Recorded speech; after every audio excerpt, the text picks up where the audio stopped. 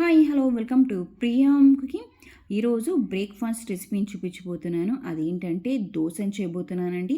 ఈ దోశ ప్రిపేర్ చేసుకోవడానికి ముందుగా ఉద్దిబడలను కానీ రైస్ని కానీ నానపెట్టుకోవాల్సిన అవసరం లేదు. ఇన్స్టెంట్గా అప్పటికప్పుడు ఎంతో సాఫ్ట్గా ఈజీగా ప్రిపేర్ చేసుకోవచ్చు అండి ఈ దోశ అండి.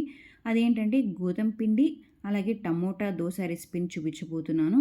మామూలుగా ఓన్లీ గోధుమ పిండితో దోశలు అనేది చేస్తూ ఉంటారు. అలా కాకుండా ఇలా కొంచెం డిఫరెంట్గా గోధుమ పిండి టమోటా దోశని ట్రై చేయండి. చాలా బాగుంటుంది, ఎంతో టేస్టీగా కూడా ఉంటుంది.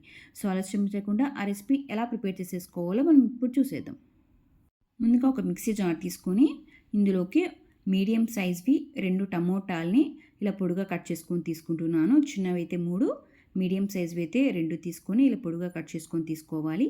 అలాగే ఇందులోకి 3-4 వరకు ఎండుమిర్చి, అలాగే ఇందులో 1/2 టేబుల్ స్పూన్ జీలకర్ర, రుచికి సరిపడా సాల్ట్, అల్లము, అలాగే ఇందులోకి 3-4 వరకు వెల్లుల్లి వేసుకొని వీటిని గ్రైండ్ చేసేసుకోవాలండి. ఇందులోకి వాటర్ వేయాల్సిన అవసరం లేదు, ఎందుకంటే మనకు టమోటాల్లో ఆల్రెడీ వాటర్ ఉంటుంది కాబట్టి ఎక్స్ట్రా వాటర్ వేయాల్సిన అవసరం లేదు. చూసారు కదండి, ఇలా పేస్ట్లా ప్రిపేర్ చేసేసుకోవాలి. మీకు కావాలంటే కొన్ని వాటర్ వేసుకొని గ్రైండ్ చేసేసుకోవచ్చు. ఇక్కడ నేనైతే ఎక్స్ట్రా వాటర్ వేయలేదు. ఇలా గ్రైండ్ చేసేసుకున్న తర్వాత ఒక బౌల్లోకి 1 కప్పు వరకు గోధుమ పిండి తీసుకుంటున్నాను. 1 కప్పు గోధుమ పిండి తీసుకున్నాం కదా, ఇందులోకి మనం గ్రైండ్ చేసి పెట్టుకున్న టమోటా ప్యూరీని వేసేసుకోవాలి. ఈ టమోటా ప్యూరీని మొత్తం వేసుకున్న తర్వాత ఇందులోకి 1/4 కప్ వరకు రవ్వను వేసుకుంటున్నానండి, అంటే సుజీ రవ్వ. ఈ రవ్వను కూడా వేసుకొని అంత ఒక్కసారి బాగా మిక్స్ చేసేసుకోవాలి. ఇందులోకి కొన్ని వాటర్ వేసుకొని మిక్స్ చేసేసుకోవాలండి. మామూలుగా మనకు దోశ ప్యాటర్న్ ఎలా అయితే ఉంటుందో అలా మొత్తం మిక్స్ చేసేసుకోవాలి. వాటర్ అన్నీ ఒకటేసారి వేయకోకుండా కొన్ని వేస్తూ మిక్స్ చేసేసుకోవాలి. ఇందులోకి మనము బేకింగ్ సోడా వేయాల్సిన అవసరం లేదండి, ఇన్స్టెంట్గా అప్పటికప్పుడు వేసుకోవచ్చు. ఇలా మిక్స్ చేసుకున్న తర్వాత ఇందులోకి చిన్నగా కట్ చేసి పెట్టుకున్న ఆనియన్స్ కూడా వేసుకొని మిక్స్ చేసేసుకోవాలి. ఇందులోకి మీకు కావాలంటే చిన్నగా కట్ చేసి పెట్టుకున్న కరివేపాకును కూడా వేసుకోవచ్చు. అలాగే ఇందులోకి చిన్నగా కట్ చేసి పెట్టుకున్న కొత్తిమీర కూడా వేసుకొని మిక్స్ చేసేసుకోవాలి. ఇందులోకి నేను సోడా వేయడం లేదండి, వంట సోడా అస్సలు వేయడం లేదు. వంట సోడా వేయకుండా ఈ దోశలు అనేది ఎంతో పర్ఫెక్ట్గా ఎంతో టేస్టీగా ఉంటాయి. చూసారు కదండి, ఈ కన్సిస్టెన్సీలో ఉండాలి మనకు దోశ ప్యాటర్న్ అనేది. ఇప్పుడు మనం దోశని ఎలా ప్రిపేర్ చేసేసుకోవాలో మనం ఇప్పుడు చూసేద్దాం.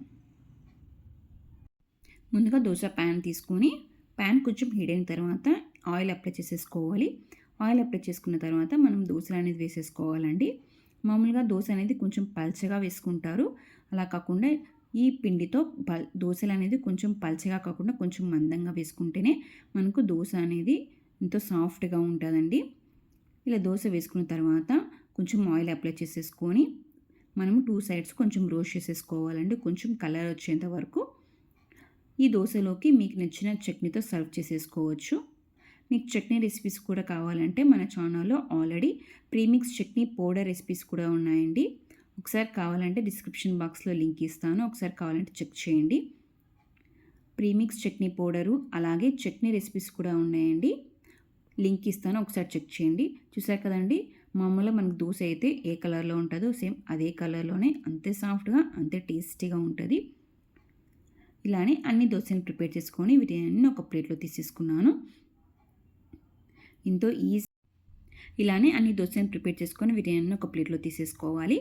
ఈ దోశ రెసిపీని కాకుండా మన ఛానల్లో రాగి పిండితో దోశ అలాగే బ్రెడ్తో కూడా దోశ రెసిపీస్ ఉన్నాయి. ఒకసారి కావాలంటే డిస్క్రిప్షన్ బాక్స్లో లింక్ ఇస్తాను, ఒకసారి కావాలంటే లింక్ ఒకసారి చెక్ చేయండి. చూసారు కదా అండి, ఎంత పర్ఫెక్ట్గా వచ్చాయో మనకు దోశలు అనేది. ఇలానే అన్ని దోశలను ప్రిపేర్ చేసుకొని వీటిని ఒక ప్లేట్లో తీసేసుకున్నాను. ఇక్కడ నేను ఈ దోశలోకి పీనట్ చట్నీ తీసుకున్నానండి. మీకు ఈ చట్నీ రెసిపీ కావాలంటే డిస్క్రిప్షన్ బాక్స్లో లింక్ ఇస్తాను, ఒకసారి చెక్ చేయండి. చూసారు కదండి, గోధుమ పిండి టమోటా దోశని ఎలా ప్రిపేర్ చేసేసుకోవాలో, ఎంత సాఫ్ట్గా ఉందో అంతే టేస్టీగా కూడా ఉంటుంది. ఇన్స్టెంట్గా దోశలు అనేది ఎలా ప్రిపేర్ చేసుకోవాలో చూసారు కదండి. ఇంకెందుకు ఆలస్యం, మీరు కూడా ఈ రెసిపీని ఒకసారి ట్రై చేయండి, లైక్ చేయండి, షేర్ చేయండి, కామెంట్ చేయండి. ఇలాంటి ఎన్నో రెసిపీస్తో మరి మీ ముందు ఉంటాను. Thank you for watching.